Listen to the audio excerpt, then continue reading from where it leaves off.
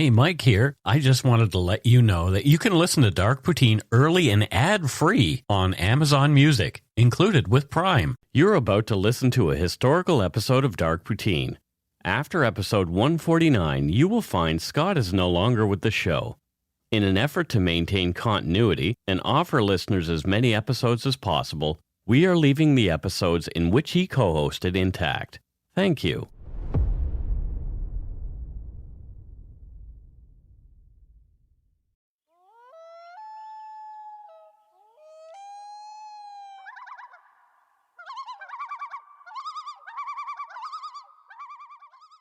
Welcome to Dark Poutine. I'm Mike Brown, creator and host.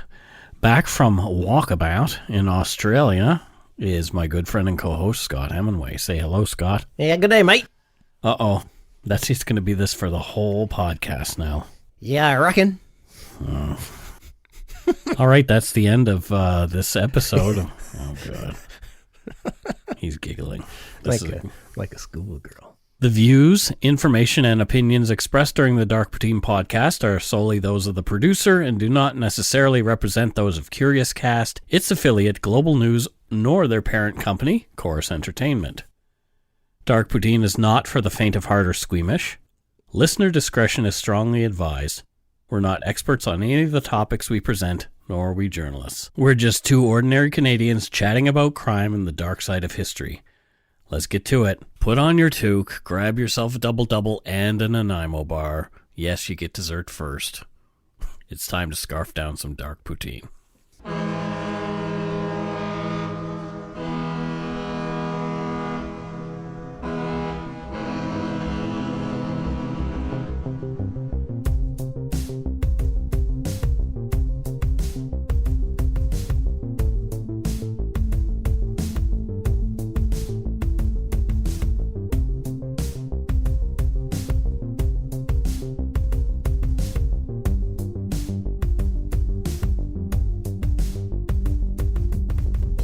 Episode 55. Here we are. Woo! 55. Woo-woo! This case is one of the most famous missing child cases in Canadian history. Yeah, I still have lots of vivid memories about this. It's a case that has haunted Canadians since March 24th, 1991.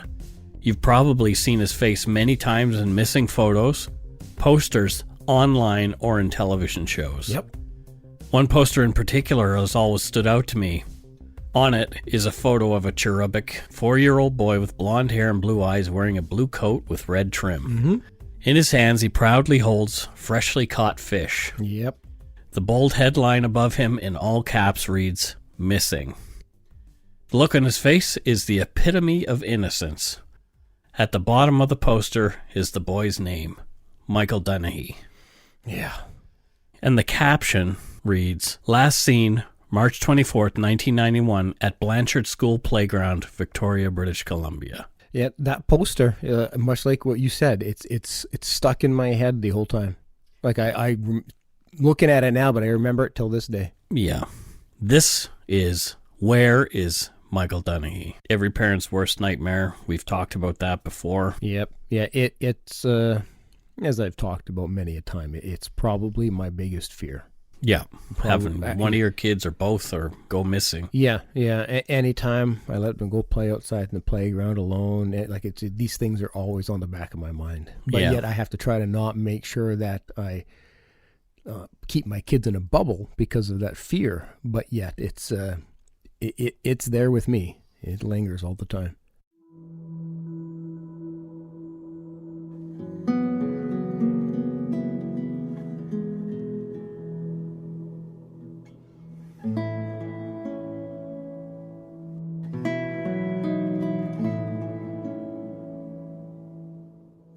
On the afternoon of Sunday, March 24th, 1991, Crystal and Bruce Dunahee got their young family ready to head out. Michael Dunahee was 4, and his sister Caitlin was 6 months old at the time. The family was off to watch Crystal play in a touch football league on the field at Blanchard Elementary School at 950 Kings Road in Victoria.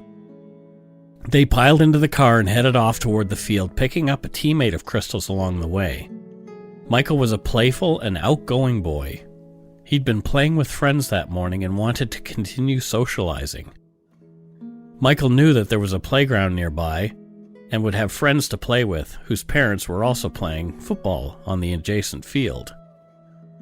Michael asked if he could play at the playground while Crystal played football. Crystal told him he'd have to wait for an answer until they got there. When they arrived, Crystal noticed other kids playing on the monkey bars, swings, and slide at the small playground. It was windy, so Crystal did up Michael's jacket and put on his hood. She told him to stay only in the playground and not go anywhere else until his dad came over to get him. Michael ran off to the playground, excited to see the other kids. Crystal, Bruce, Caitlin, and Crystal's friend Donna gathered up the football equipment and made their way to the football field 100 meters away. As soon as they arrived, Crystal started putting on her cleats, and Bruce made his way back to the playground to check on Michael. When Bruce arrived at the playground, he couldn't find Michael anywhere. Michael was gone. In those brief few minutes, Michael Dunahee had simply vanished.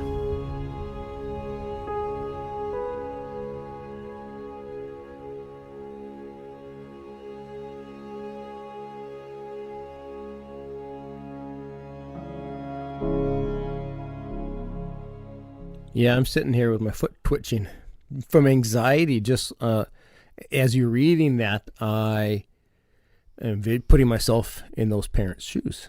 It was literally their backs were just turned for, it seemed like moments, I'm sure, to them. Yeah, and it's something that parents probably replay, not even those who've had it happen to them, but we play those scenarios through in our head. And so when reading one that actually happened, I think a lot of parents can really kind of get anxious, like as I am, just sitting here shaking and my God, I can't even really articulate it. Victoria is the capital of BC, and it's a small, quiet, laid-back city on Vancouver Island. We had a meet up there. Yeah, I love it. I absolutely love the island. I love it, too. It's only accessible by ferry, boat, or plane.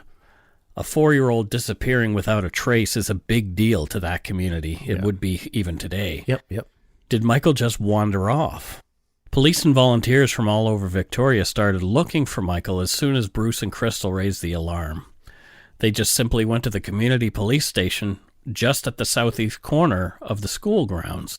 Here's a report from Global News Archives from the day after Michael's disappearance.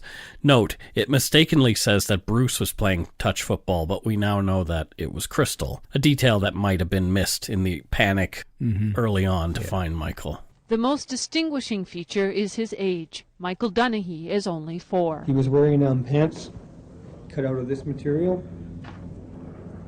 and they're a rugby-style pants, and his jacket is a solid blue, this shade of blue, and it's got red trim on it down on the cuffs, and it's got red inside lining in it. Bruce Dunahee was playing in a touch football tournament yesterday behind Blanchard Elementary School. That's where his son went missing during the noon hour. Police are talking to children who regularly play there. An RCMP search helicopter fitted with heat-seeking equipment flies low over the neighborhood on the west side of the city. So let's head up there and break off into our 2 vehicles. An army of 100 searchers, sometimes as many as 200, looks everywhere, in the water, under bushes, and even in garbage cans. They're taking photographs of the boy door to door, hoping someone has seen him. There have been 3 searches of the immediate area. So we're having an ongoing search right now, so if maybe you can talk to some of your neighbors or any friends or anything. Have you put the bus stops like the ferry terminals? Not yet, to my knowledge. Oh, geez, they should have done that hours ago. They might have. I don't know. Are they on the ferries now? It's a search which has captured the interest of everyone. The effort has been non-stop. To have everybody, if they could, just take a look out in their own backyards and maybe their neighbors' backyards and check down the basements. He might have crawled in overnight, got cold. He's a good walker. He walks quite the distance, 2-3 miles is nothing for him to walk, so he could be just about anywhere. He's more than likely a little hungry too. Appreciate all the help. An escalated police effort has another 15 officers searching from house to house. There have been several apparent sightings, including the report of a couple and a child getting into a car in the area where Michael went missing. All have proved false. Anyone with information should call Victoria Police. Oh, it's chilling. Bruce was describing Michael's outfit with the aid of visuals, so we'll give you a bit more of a detailed description of Michael Wayne Dunahee and what he was wearing that day. But I will link to the video in our show notes so you can have a look for yourself. Yeah, do it. It'll be great. Michael was last seen wearing a blue hooded jacket with red lining and red cuffs, a Teenage Mutant Ninja Turtles t-shirt, multicolored rugby pants, Teenage Mutant Ninja Turtles underpants, and blue sneakers. His date of birth is May 12, 1986. He's been missing since March 24, 1991. He's missing from Victoria, British Columbia, Canada. Characteristics: Michael was starting to show freckles when he disappeared. Eyes blue, hair blonde, and at the time of his disappearance, he was 3 feet tall and weighed approximately 51 pounds. All those descriptions combined with his age of 4 is just like, as I think you said earlier, the epitome of innocence. Like that age, there's nothing corrupt. No, it's just absolutely not. It's just pure goodness and kindness. And oh God, Michael's disappearance was initially treated as though he'd just wandered off. Kids get lost all the time. I remember our neighbor Lynn. I've talked about that before. She wandered off, and she was just found hanging out with a safe with a friend at a house, and just neglected to call her parents. There was no sign of Michael. Cops changed their thinking quickly. It was starting to appear as though Michael Dunahee had not just wandered away. Yeah.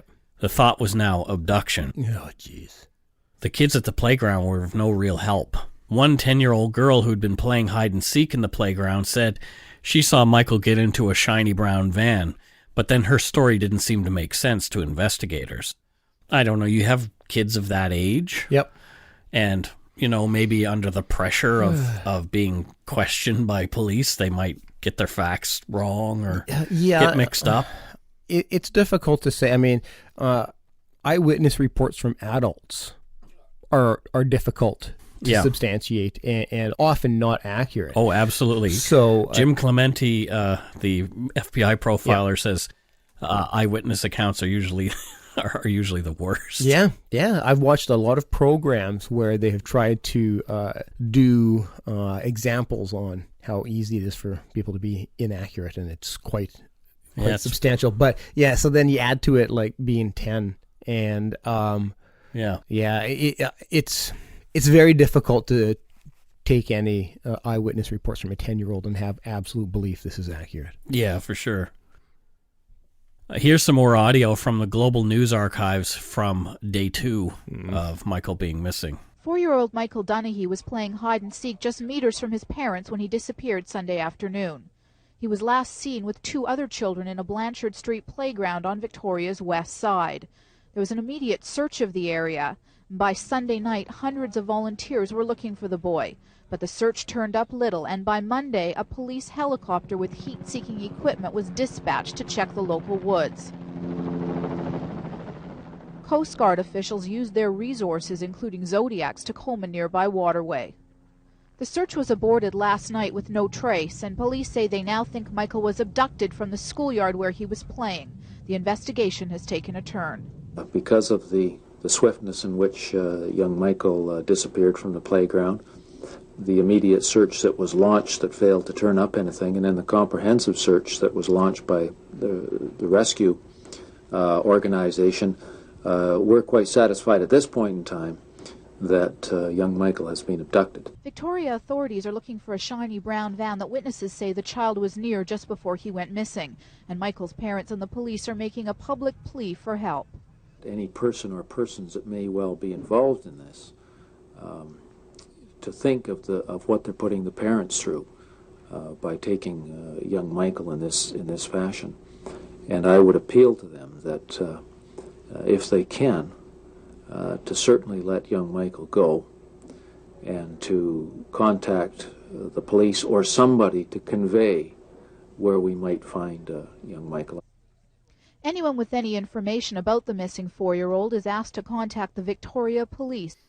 I wonder how differently this would play out this day and age in regards to technology is substantially different, and it's everywhere. Yeah, not to say there'd probably be video of cars coming into the neighborhood. Well, that's what, like, I was watching something while away on I can't remember the specifics. A father in the States who killed his wife and 2 children recently, and so like a lot of where they got evidence from was those door monitoring, Ring and whatnot. Yeah, and footage of him walking to and from his vehicle at times and stuff. So, like, much like the Douglas Garland case. Yeah, so it's not to say that it would have been solved or anything like that, or any different outcome, but it would have been interesting. Maybe somebody's door monitor caught a vehicle driving or something, or Michael walking with somebody. Yeah. But this scares the shit out of me. As tips and leads came in, and there were many, police followed up on each one. Just in time to distract things and create even more of a panic, a child disappeared from a Duncan, BC grocery store, only to turn up with his mother at the police station next day. The mother was later charged with her own child's abduction. Sadly, this red herring, at just the wrong time, may have led investigators in the wrong direction, killing valuable time in finding Michael Dunahee. Oh, yeah. Because it's such, those first few days are so crucial. Michael's mother, Crystal, spoke out on the 3rd day since Michael's disappearance. Again, from Global News Archives, here's what she had to say. They're still looking. No one's giving up, which is great to hear. We really appreciate everyone's support that's out there. And that's about all I can say. I don't know what else to say. Do you have anything that you want to say to anyone who might have information or might be with Michael?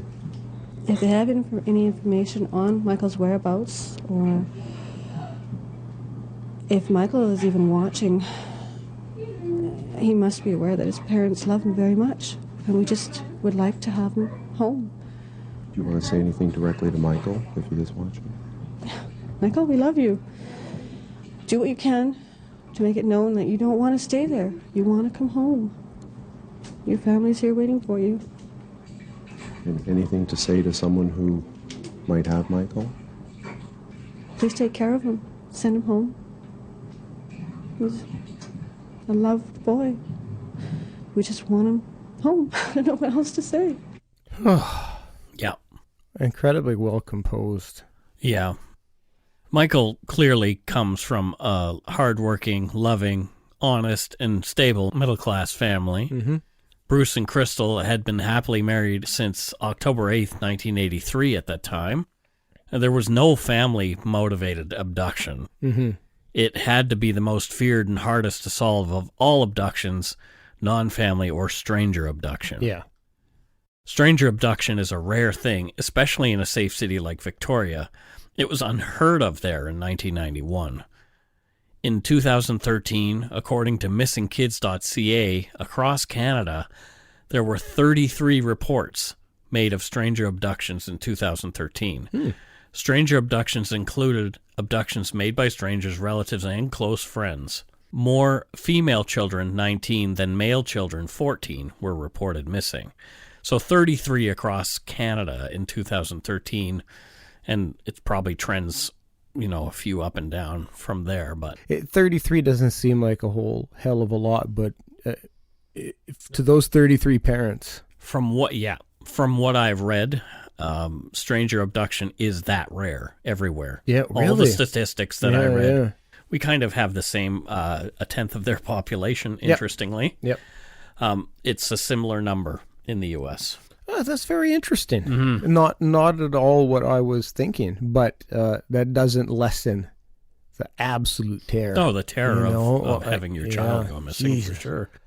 In a Vancouver Sun article from March 28, 1991, one Vancouver Island woman claimed she'd seen a woman who had tried to abduct her child years before driving a brown VW van with a blonde-haired child beside her. She claimed the van had BC plates and had been parked in an alley near the school.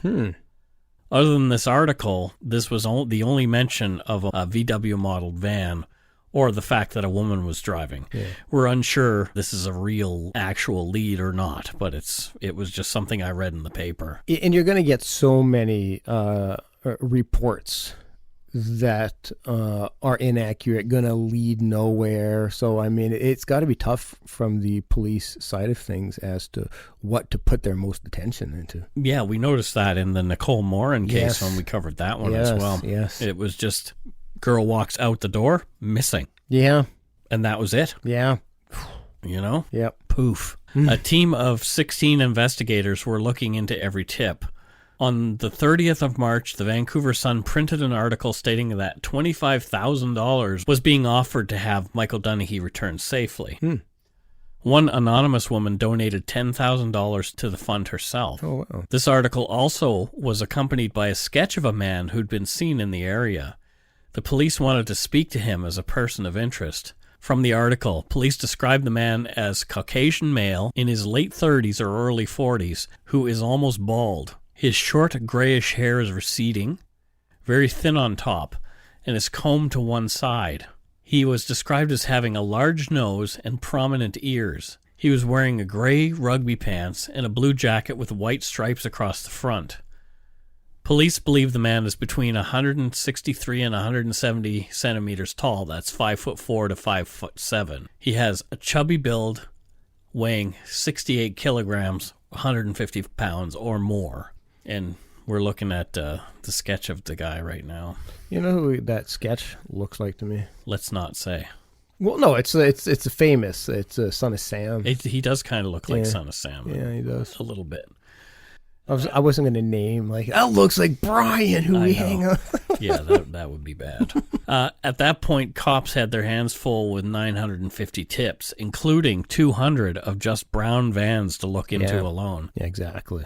Michael Dunahee sightings were coming from the Lower Mainland, Vancouver Island, and nearby Washington State. Because there's a ferry from Victoria to Washington State. And we will talk about that later. Exactly.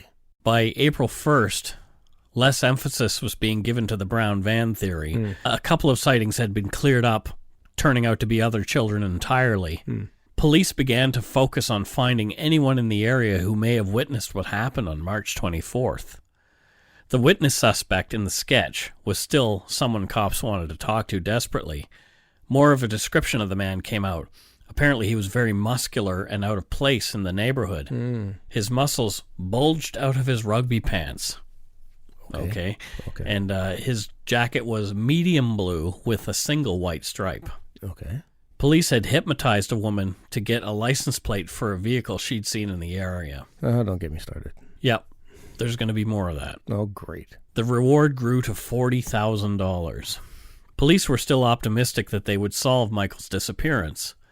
On April 3rd, 1991, police used a helicopter to search an area near Souk, BC, but it was to no avail. Police at that time said they believed that Michael Dunahee's abductor might be someone who has recently lost a child of their own or cannot have one, or was looking to perhaps even buy a child.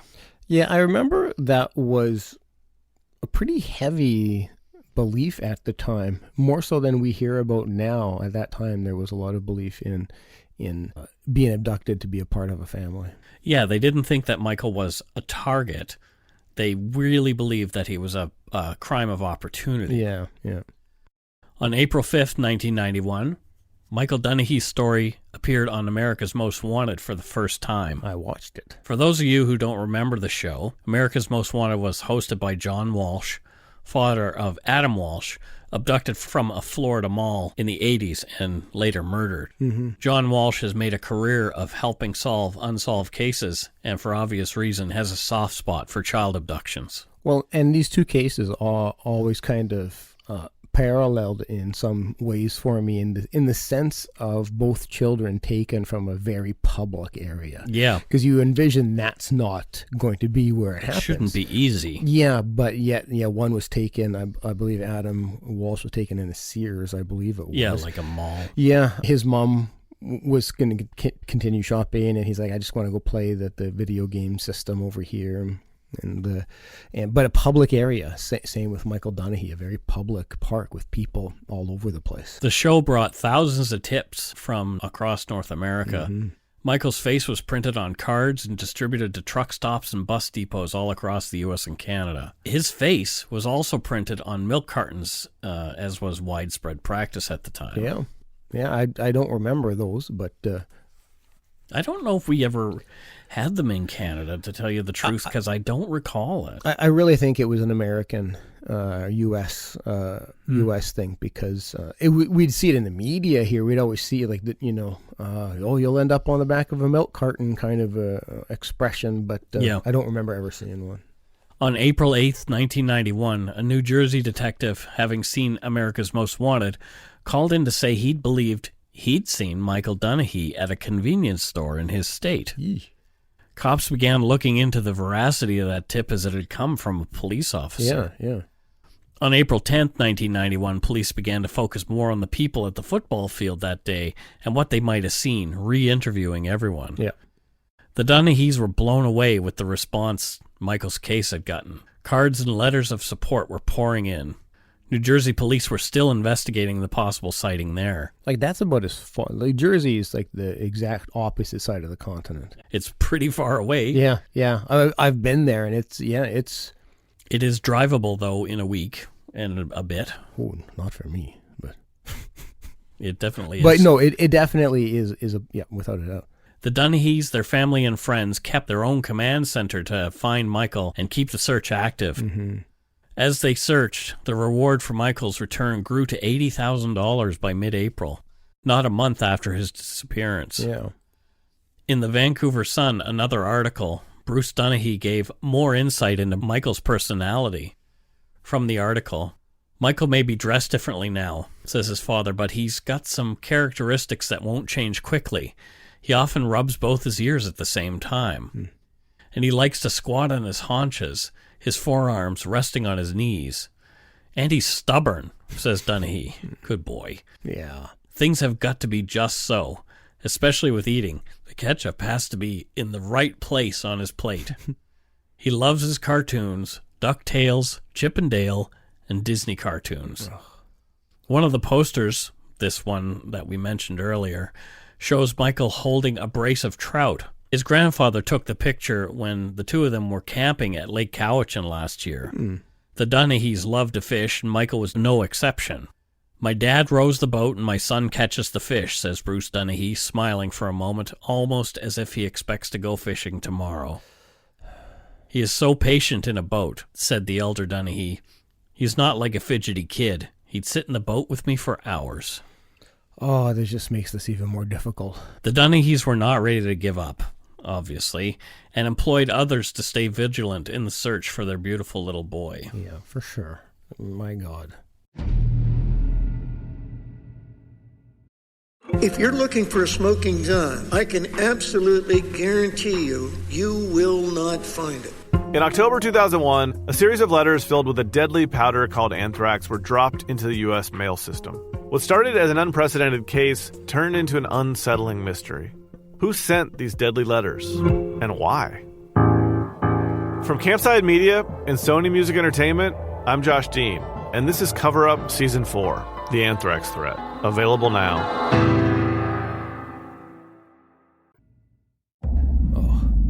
I don't even know how I would ever sleep again. Right. Like, I can't. But you'd have to, because you're no good to anybody if you are sick and upset yourself. You'd have to compose yourself at some point. For sure. And I mean, I downplay my coping abilities, but you find out what you're really made of in times like that. But I really hope I never have to find out what I'm made of. I hope you don't. Near the same New Jersey neighborhood as previous, on April 19, 1991, there was another potential sighting of Michael Dunahee. This time the man was described as black with a pockmarked face. A woman said she'd seen the boy with the man in a ShopRite store in Berlin Township. She approached the boy and asked him if his name was Michael Dunahee. The boy said, "I want to see my mommy." Oh, wow. Okay. The woman claimed she was 95% sure it was Michael, Police were again investigating this lead thoroughly. There were other leads too from all over Canada and the U.S., and lost them here in the West. Yeah. This most recent sighting prompted America's Most Wanted to run Michael's story a second time with an update. Yep. 2 men in a flatbed truck in neighboring Nanaimo were being sought for attempting to abduct 2 young girls in mid-April. However, it turned out there was no conclusive proof these 2 cases were related to Michael. Yeah, well, I think any related occurrences activity is going to definitely put up the flag. Yeah, have the police and have the public questioning for sure. So it's really easy to kind of get pulled into those things, but we have to trust that the police are capable of ruling them out or including them. On April 25th, 1991, the FBI got involved. Kate Lyons, now retired Ontario Provincial Police, was learning criminal profiling at Quantico at the time. Oh, and that's the place to do it. She was one of the first Canadian profiles, and this was one of her first cases. Oh, wow. You can learn more about Kate's cases in her book, Crime Scene, and that's scene spelled S-E-E-N. She ended up being involved in many different high-profile Canadian cases, including Kristen French, who was one of the victims of Paul Bernardo. Oh, is she like Canada's John Douglas? Well, John Douglas taught her. Yeah. I watched an interview where she talked about working with John Douglas. I wanna look into this. Yep, it's a good book. Yeah. Although the full details of the FBI profile of Michael Dunahee's abductor are mostly secret, as this is still an open case, some hints were given about the type of person that may have perpetrated this crime. The suspect was considered to be male. He may be married or living with a woman in the Victoria area. He may be a loner who hangs around playgrounds. He may be someone people were used to seeing out and about more often, but he may have been laying low at this time, waiting until he thought it was safe to come out again. If he was a loner, he could have been keeping Michael in his apartment and staying there with the boy. Police said they wanted people to report anyone who was acting abnormally around the time of Michael's disappearance. They asked employers to report someone not showing up for work or making excuses to be away around the time Michael Dunahee vanished. I like that one. They also said that people close to this individual, and this is a quote, people close to this individual will know he has some deep-rooted problem. They believe this man was more apt to attempt to lure older boys between 10 and 12, but saw Michael Dunahee as an opportunity. Michael Dunahee was in the wrong place at the wrong time. Statistics show just over 40% of stranger abductions are crimes of opportunity. Mine was. Yeah, mine was groomed. You were groomed, but mine was definitely an opportunity. Yeah, it's an interesting profile. It doesn't seem very specific. It's pretty vague. It's pretty vague for sure. He could be a loner, or he could not be a loner. Yeah, you know, not to knock the profile, because it's a very difficult thing to do if you try to get too specific and you're wrong. Or there may have been more specifics that would have cleared all that up for us. Yeah, that they just can't give us because it would identify something that they don't want to give away. Yeah, no, absolutely. So I'm not knocking it, but just what was released was a bit vague. But I suspect that I highly suspect that this wasn't his first assault, anyways. We'll post a link to the various type of lures that predators use to lure children in the show notes from missingkids.ca site, as well as explaining the type of lures. It gives teaching aids for how to talk with your kids about these and how they should deal with each one of them. Yeah, I have these conversations frequently with my kids. They watch true crime shows with me. Yeah. At soon to be 9 and 11, and some people criticize me for that, but I want them to be aware of what is out there, but not live in fear at the same time. You want them to be savvy. I do, and they certainly are from it, and are not traumatized or scared by watching these shows. We are having constant dialogue through it about what's happening, but I want them, and specifically child abduction related ones or child assault related ones, I want them to understand why we tell them to not do certain things. We've seen the lures in many different true crime stories, like Ted Bundy's methods being the most famous, often playing injured to prey on the goodness of others to lure some unsuspecting co-ed. Now, that was the lure that was used on me. It was the old, do you have the time trick? And it put me right in the monster's clutches, essentially. Yeah, exactly. So putting myself into this creep's head as briefly as I could, I'm wondering if this guy saw the kids playing hide and seek and watched where Michael went. Then he'd stroll up to Michael in his spot and say, hey, do you want a better place to hide? Come on over to my van, car, truck, whatever. Yeah, I definitely think he was lured and not grabbed because in that public, you don't want to risk the kid yelling or something. So it's got to be get him to where you want him to be. Yeah, so a trusting 4-year-old would just happily bounce off thinking, what a great idea. This guy's going to give me a really good hiding space. My friends will never find me. Yep. Yeah, I'm pretty certain I'd have fallen for that as a kid. Yeah, and you know, or the thing I always go with my kids because they just love animals is, you know, it can vary. That old dog. It can like, hey, can you help me find my dog? Like, so it's your hypothesis is a very plausible one. Well, I did actually, while I was writing, remember getting into a car with a stranger one day when I was a kid. Oh my God. And so, I know, I'm still here, so clearly, but I remember it very vividly, actually, because I got in trouble. Yeah, good. Good. One day it's raining, and I'm walking home with my buddy Tim, and we've just left the elementary school. We can't have been any more than 7 years old. And this lady pulls up and opens her door and says, come on, guys, get in. And without question, Tim hops in and I hop in. Yeah. And this lady drove us home, like dropped Tim off at his place and then dropped me off at my place. And Mom said she sees this car come pulling out of the yard and like, it's not a familiar car. And she says, who was that? Yeah. And I said, oh, just a lady that dropped me off. Whew. And let's just say I caught hell. Good. Yeah. Good. It was because I couldn't identify this person. I didn't know. Yeah. You know, so I got the talking to about strangers. So immediately Mom is on the phone calling Tim's parents. Tim listens to this podcast, so he may remember this. He may not because it wasn't a big deal to him because he knew the person. Oh, he did? Out. Yeah. Oh. So Mom's on the phone to Tim's mom and saying what's going on. And it turns out that the lady who drove me home was none other than the wife of Provincial Court Justice Joseph P. Kennedy, who later went on to become the Chief Justice of Nova Scotia Supreme Court. And he's adjudicated many of the high-profile criminal cases in that province. Whew. Yeah, so I couldn't have been in a safer car. No kidding, but it did teach me a lesson about being sure I knew the people who were offering me a ride. Well, so thank you, Mrs. Kennedy, if you ever hear this, for giving me a drive home.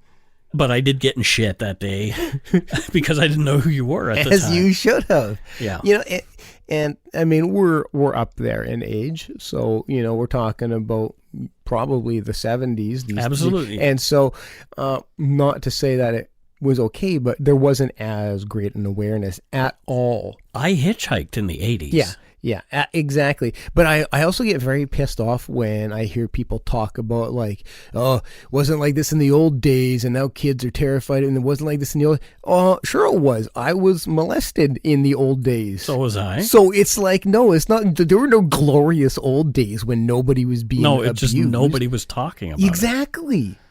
Because it was a badge of shame, and I never reported it. Like it's absolutely. It's not like there was like some utopia back then. Shit was happening. We just didn't have the resources to make it as public as we do now. Well, back to the case. We've digressed far enough. The profile of the offender in Michael Dunahee's disappearance went on to say the person would most likely reoffend again and go back to hanging around schoolyards and playgrounds once he felt safe again. Yeah. I know my monster did because I saw him near the school. Oh, terrifying. And I'm sure mine did. Yeah. On May 12th, 1991, Michael's 5th birthday, a special mass was held downtown Victoria, and another vigil of over 100 candles was held in downtown Vancouver at Robson Square. Yeah. Bruce Dunahee said Michael's birthday was the hardest day yet. Oh my God, I can only imagine. Yeah, he's supposed to be there for that. Oh. Yeah. On May 28th, videotape surfaced with what appeared to be Michael in a convenience store on the island. Yeah, I remember. It was quickly determined it wasn't him, but again, the hopes of the Dunahees were raised and dashed against the shore. Got to be just a constant roller coaster. Yeah, and that's what I got from writing this, is that it had to be like, oh, it's up and it's down, and it's up and it's down. And I don't like roller coasters. Roller coasters scare the shit out of me. Yeah, well, they are terrifying. And I mean, even just basic things like, did I get this job or didn't I, are a roller coaster enough, let alone panic about where your child is. Exactly. Like, yeah. Well, it gets no more extreme than that, in my opinion. Police were also cautious about the New Jersey sightings. 3 months after Michael Dunahee's disappearance, America's Most Wanted ran the story for a third time. Oh, wow. In August, 3 FBI behavioral scientists, profilers, came to Victoria. Police at the time were saying that they had some very real suspects and they wanted to eliminate a few. They've never publicly named them, though. So it makes it tough. I mean, I guess they can't, because it's Canada. You can't do that. Yeah, no. Or say we think this person allegedly did this. But you think it would get out, though, because if police are questioning so-and-so's friend over and over, your friend might be like, hey, they keep asking us about, Yeah. You would think it would get out. But no, interesting, they never did. The articles in the paper started to peter off as there was not a lot of new information about Michael's disappearance. Yeah. In the meantime, though, the Dunahees kept up their bid to keep his story fresh in people's minds, contacting People magazine and Time magazine to do articles about the case. In mid-September, a jacket matching the one Michael had been last seen in appeared at a restaurant near Caslow in the BC interior. Oh. And just an aside, Caslow is the home to my old boss in the movie biz and fan of the show, Chris. Hi, Chris. Hey, Chris. The jacket was claimed 2 weeks later by a mother whose daughter had left it behind. Oh. Another dead end. Yeah. And just another hopes and then shattered. Dipsy-do on the roller coaster. In October, several psychics were using information sent by the Dunahees as well as Michael's T-shirts to help. We all know how Scott feels about psychics, but putting myself in the shoes of Michael's parents, I'd have done the same. I mean... Oh, well, clearly, for sure. If that were to happen, I would explore absolutely every possibility that might help me find my kid. So sure. I would not shun them away, but you would think they're quacks the whole time. I currently do, and would. Yeah.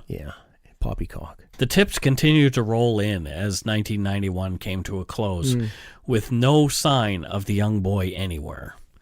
The reward at that time was $200,000. What happened to Michael? Let's look at the day that it all went down. So between 12:30 and 1 p.m., Michael Dunahee goes missing. Yep. Shivers, yeah. So it was a half an hour time span it's probably even less. Yep. Police are notified between 20 and 40 minutes after Bruce discovers Michael is nowhere to be found. Immediately your reaction is going to be run around. Let's see if we can find him. Shout his name. And I'm sure that's what happened. We lost Violet in the mall once, and that's what I did, and as opposed to immediately police. So for sure, it makes total sense. What could have gone on in that amount of time? If the perp was local, as the police seem to be indicating, it'd be easy to spirit the boy into a home or apartment nearby the school at 950 Kings Road. Or an abandoned location, absolutely. Yeah, well, if that's the case, why has there never been a sighting of him, a definitive sighting of Michael Dunahee in Victoria? Well, I mean, let's go with the hypothetical of maybe he was taken and brought to a home. It's not like if the person's got a carport or a garage, all this difficult part is getting him into the vehicle. And then you pull into a garage where the door closes, nobody will see him. Like it's not that ridiculous to have him not be seen, but you would think neighbors would hear. So like it's crazy to think about. But what I'm thinking is, I think it might have been somebody who was leaving the island. Now just bear with me a sec. I'll bear. I can't see somebody from out of the area just stumbling onto the perfect abduction victim. Why would they would need a reason to be in that neighborhood. That neighborhood is it's a little bit off the beaten touristy path kind of thing. So maybe, and I don't know, I'm just speculating. Yep. This was someone visiting family or friends in the area, and just happened to see this small child who they thought might be an easy target as they were leaving for the weekend. I think quite the opposite, due to the fact that so a crime like this, it most likely would be this individual's first, or we'd hear some parallel ones. But I would imagine it would be their first. You're not going to perpetrate a huge crime like that, like abduction, in an area you're unfamiliar with, because you're going to want to know escape routes. You're going to want to know all these kind of things. But maybe they're from the area. Maybe they just live elsewhere now. Maybe they live on the mainland. Maybe they live in Seattle. It's a possibility. I just think that would be too high a risk. You could go back to where you're from and abduct a kid as opposed to take one and you ship them across. But anything is a possibility. The ferries out here, by the way, for people hold hundreds of cars. Yeah. So it's not like some tiny little, like our ferries are massive out here. It's about an hour and a half to 2 hour ferry ride to the mainland. So So the Schwartz Bay Ferry Terminal is a 32-minute drive from the school. Okay. The one in Duke Point in Nanaimo is an hour and 45 minutes away. Mm-hmm. However, the ones to Seattle and Port Angeles are 8 minutes away. Wow, okay. Right? Yeah. And the border is pretty porous thing back in the early 90s, late 80s. We didn't need a passport. Yeah. They didn't even really look in your trunk. Yeah. It was just like, No, it was. Go ahead. Yeah. No, it was. Have a nice time in Canada. Have a nice time in the U.S. A hell of a lot easier to pass through the border. Yeah. So who's to say, that didn't happen? And it would have been easier to carry somebody away on the ferry because they allowed you to sit in your car at that time. Yep. You could just sit in the car with the kid the whole time. Yep. Me thinking about that and trying to put myself in the perpetrator's shoes, I just think it's too high risk. It would be not something you want to experience. Could they have been there, as you say, and then gone somewhere and done something and then go back home on the ferry? Possibly. But I just think it had to be somebody local. It's too high a risk to try to take them onto a ferry and stuff. But so if it's local though, somebody would see Michael Dunahee around the neighborhood. You would think so.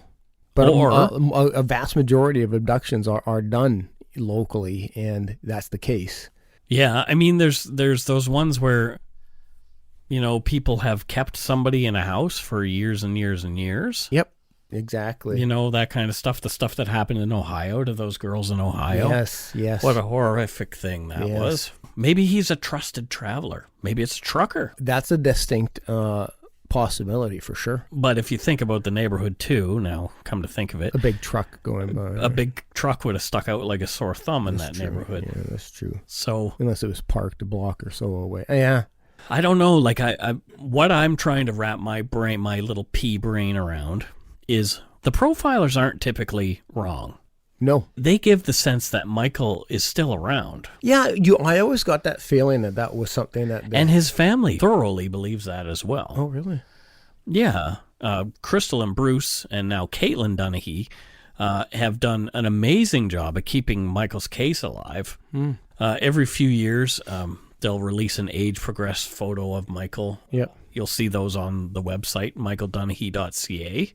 You can learn tons and tons of stuff about the case there. And they have a walk/run called the Michael Dunahee Keep Hope Alive Drive every spring. Oh, wow. And that's dedicated to raising funds for child find and keeping awareness of Michael Dunahee that has been held every year since his disappearance. Oh, wow. So it'll be the 28th annual Family 5K walk/run through the beautiful streets of Esquimalt on Sunday, March 24th, 2019 at 9 a.m. They're already planning for it, Interestingly, when I did my cross-country drive this past year, I dipped down into the States, went through Montana, and there I stopped at the old Deer Lodge State Prison where some people believe the Zodiac may have done time. Yep. It's a really great museum. If you can ever get to it, I absolutely recommend it, 100%. If you've never been inside a prison and don't want to commit a crime to get there, this is probably the best way you can go about it. One of the rooms, just off the main staircase leading out of one of the cell blocks, is full on all four walls with posters of missing and wanted people. And as you enter the room, 1,100 kilometers from where we're sitting right now, The first face you see in the middle of the wall is Michael Dunahee's, and I took a photo of it that I'm showing Scott here. Oh, wow. And I'll use that as the artwork to accompany this episode. Yeah, like it really struck me when I turned and there's this face that I've seen so many times. Yeah. And it was the last face I was expecting to see in Montana. Yeah. But it shows the level of importance behind this little Canadian town. Yeah, and also it shows Crystal Dunahee, his mother, her persistence. Yes. Has been amazing throughout these last 28 years. Yeah. Oh. Everyone in the Dunahee family seems to have this I don't know, like amazing ability to just carry on. Yeah. I don't know if I would have that. I'd begun to really, I don't know if I could carry it that far. Well, and that's the thing. We don't know until we're in that situation, and I hope we never are. But I have, like, my heart is just with that family. Like, for them to still be here and pushing hard to find their son, I just have the utmost amount of love and respect for them. So here's a weird thing. Oh. In late 2008, a man named Vernon Seitz in Milwaukee, Wisconsin, admitted to murdering 2 children in the 1950s. He told his psychiatrist that he'd killed 2 kids. Okay. Upon a search of his home, they found some disturbing things, including one of Michael Dunahee's missing posters.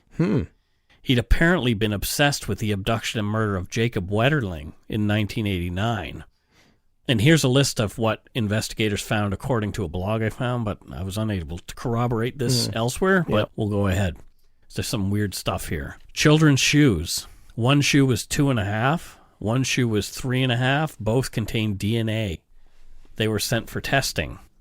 Oh. Both. There were books on cannibalism. Oh, no. A small round bone with the marrow sucked out of it. This was also sent for testing. I don't know if it was human or not, so don't assume it. No, still uncomfortable either way. Brown patches of human hair, blonde patches of human hair, black patches of human hair, rings and necklaces, a flesh-colored candle with a catheter attached covered with a brown substance. What the hell? I don't know what that is. Bondage straps and chains hanging from inner rafters of the home. Oh, my God. Handcuffs, box full of negatives sent to be developed, pictures of unknown children, a picture of a boy holding a fish dated 1959, Illinois road map with 2 locations circled, a map of Millstream Park, location near where Jacob Wetterling's abduction took place, photos, paintings, and drawing of children being sexually tortured. Oh, God. A novel by the man called Innocent Rage, and a .38 caliber gun. There were also many newspaper articles, posters, and laminated photos, some notes on cardboard boxes of the following missing people and children. Sandy Bertolas, Cora Jones, Michael Wayne Dunahee, Melissa Lee Brannon. At the time of Sitz's confession, Jacob Wetterling's murder was yet unsolved. Okay. However, in 2016, another man admitted that he had done it and showed police where the body was. So it wasn't the Seitz guy. But before Seitz could be grilled thoroughly about any other potential crimes, he died. Seitz's family claimed he'd been a psychic, and he was trying to help families, which might explain some of these things that he had in his possession. Might. Okay. I'm saying might. I didn't say would. No, for sure. And interestingly, Crystal Dunahee said that this man was familiar to her, that he, as a psychic, had reached out to her to help. Oh, really? Eh? Yeah. Interesting. I still have to question, like, those drawings that were found in photos of children. Kids, you know. It's awful. Yeah, it gives me some skepticism but it's just bizarre. Very bizarre. There were no links between Seitz's admission to the 1950 murders and any other crimes, including the disappearance of Michael Dunahee. Nothing has turned up. Okay, so... in 2011, Michael Dunahee's case helped to launch the missingkids.ca site. This was Crystal being driven by her tireless efforts to find Michael, she became an advocate for missing children. She's now the president of Child Find BC. Oh, good for her. And a board member of Child Find Canada. Mm. And she was instrumental in launching this site and michaeldunahee.ca. Yeah. And Crystal was given the Order of British Columbia for her work in the community in 2011. Man. This woman's amazing. Caitlin, Michael's sister, she runs the We Will Never Forget Michael Dunahee page on Facebook. So the whole family's involved. Wow. In 2013, a Surrey man who said he had no memory before the first grade believed there was a possibility he could be Michael Dunahee. Do you remember this? I don't. I do. There was a little bit of a resemblance to the age progressed photos. Oh. And however, after DNA testing, it was determined that this man was not, in fact, Michael Dunahee. Thank you, DNA. Last year, the Victoria PD made their annual post about Michael's disappearance near the anniversary. Yep. And it said, tomorrow marks the 27th anniversary of Michael Dunahee's disappearance. 4-year-old Michael Dunahee went missing from Blanchard Elementary School on March 24th, 1991. Michael was last seen around 12:30 p.m. in the area of the school playground. Michael's disappearance spawned one of the largest police investigations in Canadian history.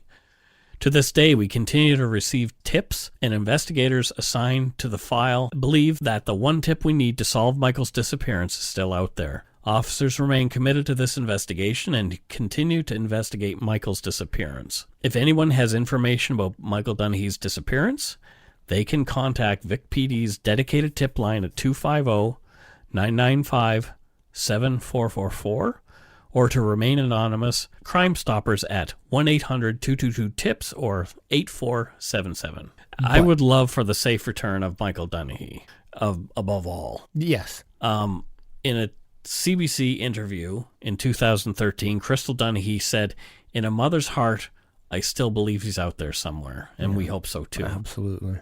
Maybe next year, having been found alive and well, Michael can do that post on the Vic PD's website, saying thank you to everybody who's been seeking him for all these years. Can you imagine? Oh my God! There are those cases where the families have been reunited. We mentioned the girls in Ohio. Yep. There's J.C. Dugard. Yep. Elizabeth Smart. Yep. Stephen Stainer from I Know My Name is Stephen. Maybe his story isn't quite as uplifting as some toward the end, but Michael could also be thinking he's adopted somewhere, like Steve Carter, a guy from the U.S. From ABC News, Steve Carter thought he was adopted. He didn't know he was listed missing for decades. Carter, a software salesman in Philadelphia, was adopted from a foster home in Honolulu when he was 4 years old. In 2010, he found himself on a missing children's website. It was confirmed that he was actually Mark's Panama Moriarty Barnes. His biological mother had disappeared with him as an infant 34 years prior. As an adopted person myself, I can confirm that curiosity is a big part in dealing with that. Oh, I would imagine so. The question of connection to your birth family is always on your mind. Yeah. Perhaps Michael is out there wondering somewhere, who am I? Yeah. You know, like I'm adopted or whatever.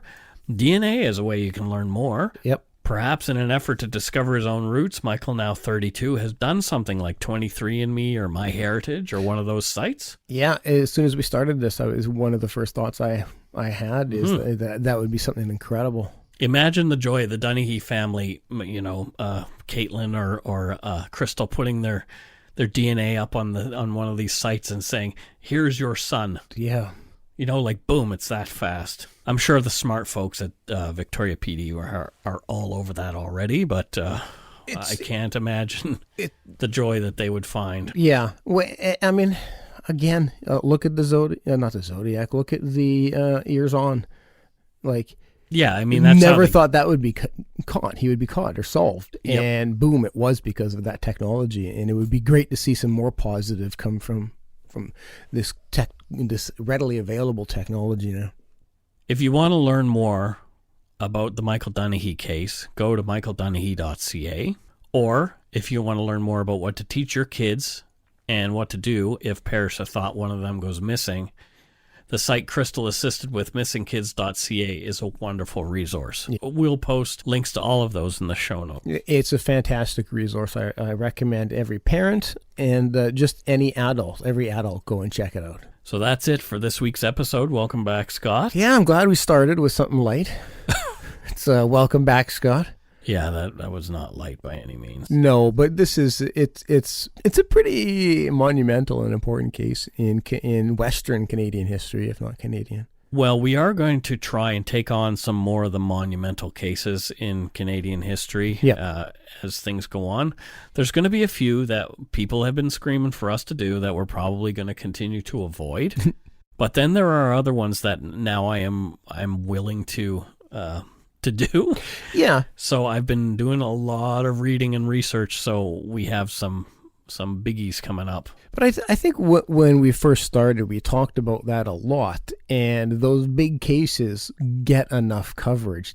So we were they weren't ones we felt we needed to jump into for the most part. We wanted to cover cases and events that might not have as much coverage. And so, but yeah. Or ones like the Wesley Hallam case that had zero coverage. Yes. Like outside of the Sioux. Yes. And that was one of the most fascinating cases that I think we've done. Yes, and we got a lot of feedback on that one. And exactly so. But yeah, I mean, I'm totally down to throw in some. So we'll do some of the Canadian heavy hitters. Yeah. This year. 2019 is going to be a big year for this podcast, and we're going to have some multiple part sort of series things that we do. Yeah. Should be interesting. Damn Skippy. Before we go, we want to give some shout outs to our Patreon patrons. And Happy New Year to everybody, first of all. Happy New Year. This week's good eggs are, this is an interesting spelling, it's asparagus with 3 Z's. And yes, so asparagus. Oh, thank you, asparaguses. Yeah. And we don't know where asparagus is from. But I could tell you, I could smell it. Oh. When I went pee-pee. Oh. Ayo. Ayo. Oh, boo. Gabe Hendrickson from St. Cloud, Minnesota. Hey, Gabe. Thank you, Gabe. Thanks, Gabe. Angel Rogers from Fletcher, North Carolina. Somebody else from, they must like my North Carolina when I do that. If that's the case, Angel, let us know if it's because of Mike's accent. It's probably because of your lack of one. What? My Canadian accent. Andy, who didn't leave where he lives, so I said he's from somewhere in the wilds of Canada. Oh, yeah, he's probably foraging for... In Nunavut. Yeah, oh, sure. Maybe he's a rugged individualist or something. Yeah. We've created your identity, Andy. Thank you, Andy. Elizabeth Hine from Chicago, Illinois, where we will be in July. Oh, so, Elizabeth, come see us. Hello. Yep. And Hi. maybe you get to shake our hands in July. That would be awesome. That'd be so cool. Kelly Keene from Snoqualmie, Washington, and that's one of my favorite name places to say. Snoqualmie. It is a great name and a great place. And welcome, Kelly. Thank you. Betsy DeLong, and she's from somewhere out there as well. We can make up a life for her as well. Okay, Betsy DeLong. I think that she's an what is environmental scientist. She's an environmental scientist. Yeah, living out of Portland, Oregon. Okay. Yeah. Fantastic. She's 37. And she has 1 foot longer than the other, thus the name DeLong. Well, and everybody knows that about her.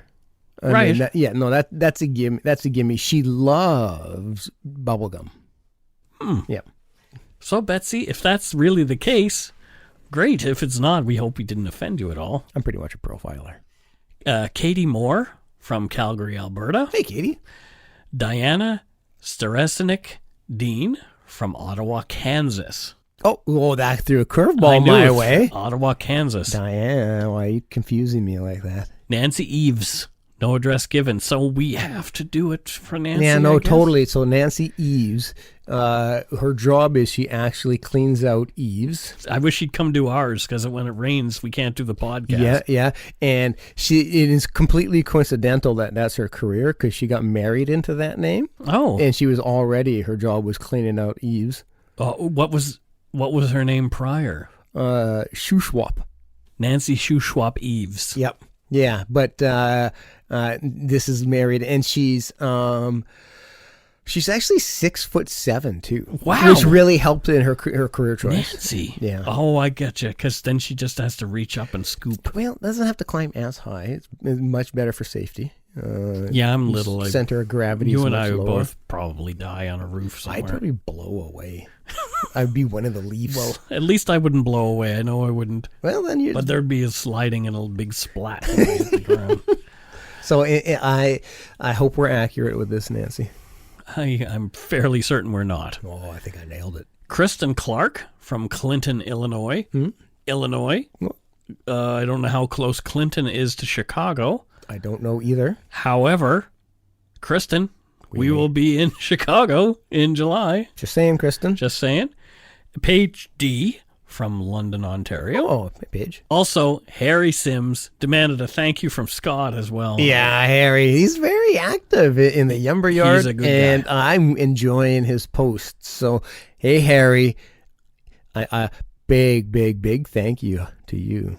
Now, I'm not saying any of these people are this has happened with, but of note, I've never seen so many declined credit cards as I did this month in the Patreon software. I wonder why. Well, it's because it's Christmas the holidays, time. Everybody's going bankrupt buying their kids crap. So everybody goes right to the edge at Christmas time, and then they can't afford to pay Dark Poutine. No, that's fine. Money. Hey, if it meant that you got your loved ones, or you just bought yourself a TV. Exactly. Have at it. Yeah, if the kids had fun, that's all that matters to us. Yeah. We'll live. Bought yourself or not. We'll be out on the street. Bought yourself some new clogs with that Christmas money. Clogs. Yeah. Crocs, maybe. Boo, I hate those. They make my feet stink. Oh, I loathe those shoes. Thank you so much to our patrons, past and present, for your pledges. We really appreciate your support of the show. If you want to help support the show, you can do so at patreon.com/darkpoutine, or for a one-time support, you can send us some donut money at PayPal at our email address, darkpoutinepodcast@gmail.com. And we actually did get some PayPal money this week. Katie Moore, who we mentioned up above, also sent some cash to PayPal. And she messaged me to let me know it was her and it wasn't a mistake. And so thanks. You're wow. Spectacular. A double whammy from Katie.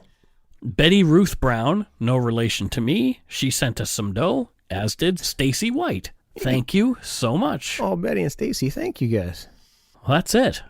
Check out our website, www.darkpoutine.com, for show notes and other cool stuff. Follow us on Facebook, Twitter, and Instagram. Just search for Dark Poutine and tell your friends about us. Especially fun is the Umber Yard. We've talked enough about that. Yes, we have. You can subscribe to us in your favorite podcatcher, iTunes, Podcast, Google Play, Stitcher, TuneIn, Spotify, or wherever you get your on-demand audio. And that's it. Until next week, don't forget to be a good egg and not a bad apple. Bye-bye, everybody.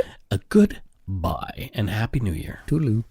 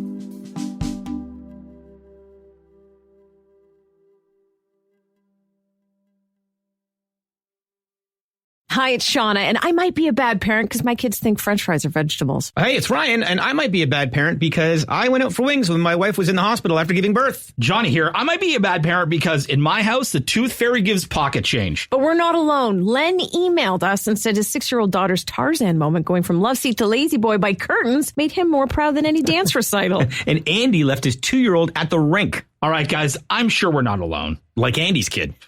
For stories and confessions like this, make sure you check out our podcast. It's called Bad Parents, and it's available wherever you get your podcasts. I left a glove at the rink.